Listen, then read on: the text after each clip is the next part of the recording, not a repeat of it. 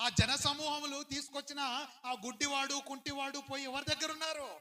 యేసే పాదాల దగ్గర ఉన్నారు. తన కుమార్తెకు బాలేదని చెప్పి తండ్రి ఎవరి పాదాల దగ్గర ఉన్నాడు?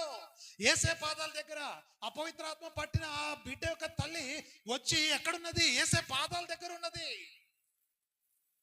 మరి ఆ శిష్యులు కూడా ఏం తెలుసుకున్నారు? యేసే పాదాల దగ్గర ఉంటేనే మా జీవితం బాగుంటుందని తెలుసుకున్నారు.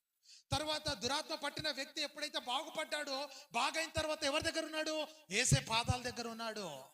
మరి ఇన్ని సందర్భాల్లో వీళ్ళందరూ కూడా యేసే పాదాల దగ్గర పోతే వజ్రాలు, వైడూర్యాలు, బంగారము ఇవేమైనా దొరుకుతున్నాయి అక్కడ? నో, ఇవేవి దొరకవేమో.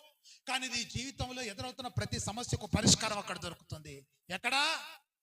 యేసే పాదాల దగ్గర. మనుషుల పాదాలు ఎత్తుక్కోకు. ఎవరివి గొప్ప పాదాలు, ఎవరివి గొప్ప పాదాలు, ఎవరివి శ్రేష్టమైన పాదాలని మనుషుల పాదాలు ఎత్తుక్కుంటూ తిరగకో. ఎవడు నీ జీవితాన్ని బాగు చేయడు, ఎవడు నీ జీవితాన్ని ఉద్ధరించి